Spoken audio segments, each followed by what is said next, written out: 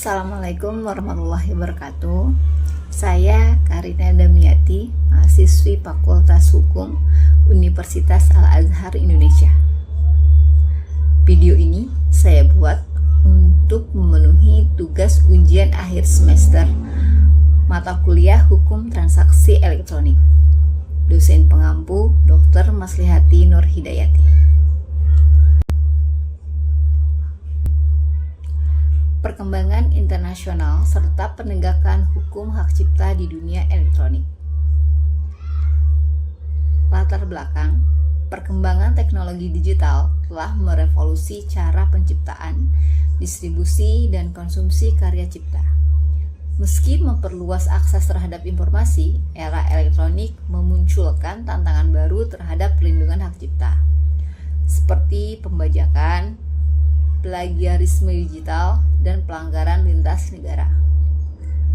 Sistem hukum nasional tidak lagi cukup, dibutuhkan kerangka kerja internasional yang komprehensif.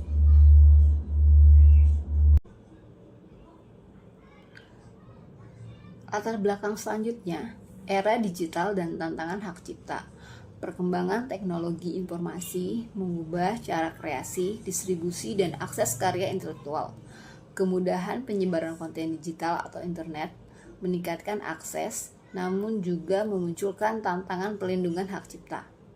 Dunia elektronik menciptakan ruang tanpa batas geografis, mempermudah reproduksi, penyebarluasan, dan modifikasi karya secara instan dan massal. Kompleksitas pelanggaran meliputi situs pembajakan, file sharing ilegal, penggunaan konten tanpa izin, plagiarisme digital. Sistem hukum nasional tidak cukup mengatasi pelanggaran lintas negara. Urgensi sinergi diperlukan dikarenakan sinergi hukum nasional dan kerjasama internasional. Upaya internasional, salah satu contohnya WIPO Copyright Treatment, WCT 1996, dan TRIPS Agreement.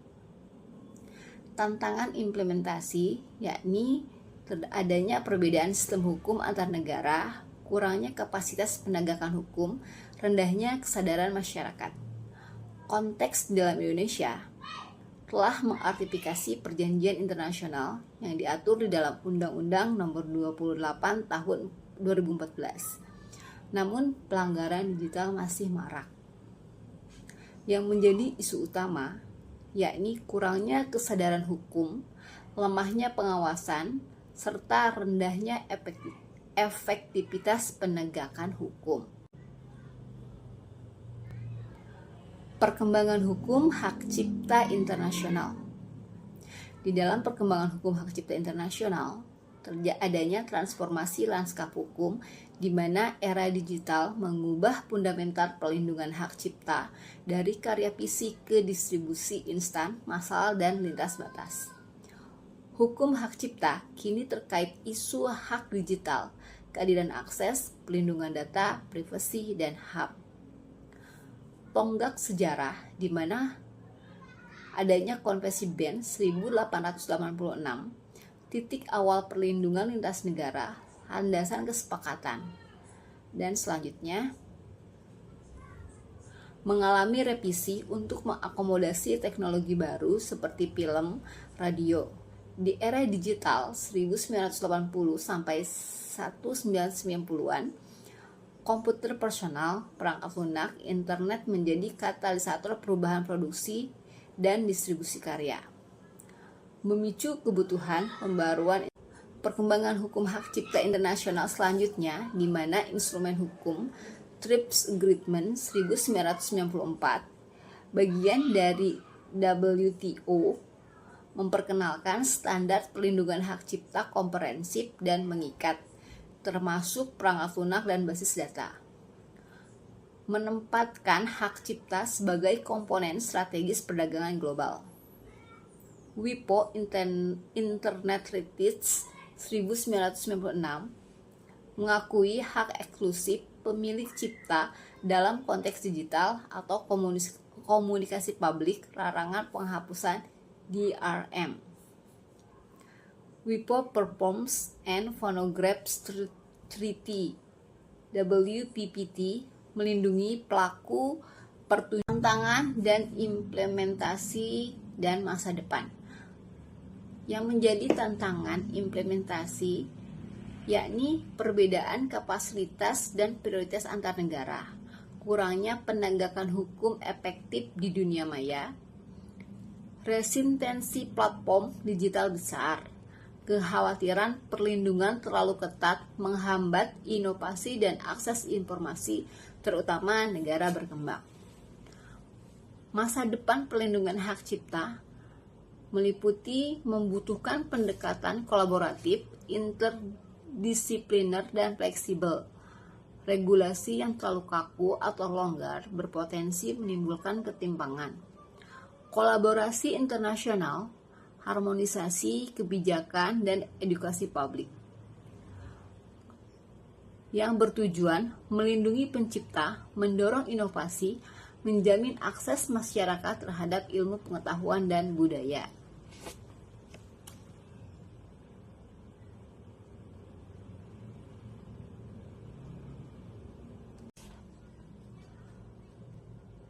Bentuk pelanggaran hak cipta dalam dunia elektronik. Isu serius dan kompleks, yakni meningkat seiring akses dan pengguna teknologi digital, kecepatan distribusi, kemudahan reproduksi, dan kerumitan yuridiksi lintas negara. Bentuk umum pelanggaran dari hak cipta di dalam dunia elektronik diantaranya penggandaan dan penyebaran konten digital tanpa izin, seperti film, musik, buku digital, video game, perangkat lunak yang bajakan, unduhan ilegal, streaming tidak resmi, merugikan finansial dan eksklusivitas. Pembajakan perangkat lunak seperti versi retak atau crack untuk melewati lisensi atau proteksi digital, risiko keamanan seperti pencurian data dan malware. Unggahan ulang konten di media sosial atau platform berbagi video seperti musik, klip video, karya visual tanpa izin atau atribusi. Sistem deteksi otomatis atau konten ID sering terhindar dengan modifikasi kecil. Distribusi konten via aplikasi pesan, cloud store atau forum, melalui PDF, buku berhak cipta, video kuliah, artikel jurnal ilmiah, dibagi bebas tanpa otoritas. Penggunaan karya fotografi atau desain grafis tanpa atribusi atau lisensi, menjadikan gambar dari situs stok atau karya desainer digunakan komersial tanpa kompensasi, penghapusan watermark atau penyuntingan untuk menyamarkan asalnya.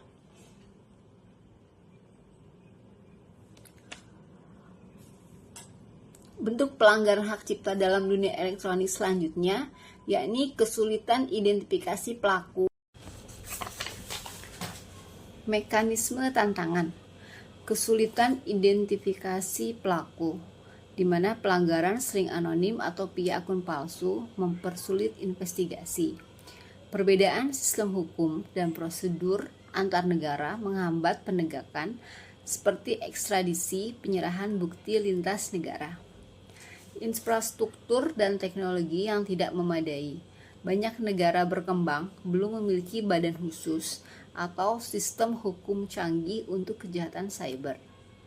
Pelanggaran di negara tersebut sering tanpa sanksi atau tanpa tindak lanjut. Tantangan dari masyarakat yakni kurangnya pemahaman bahwa mengunduh dan membagikan konten ilegal adalah pelanggaran.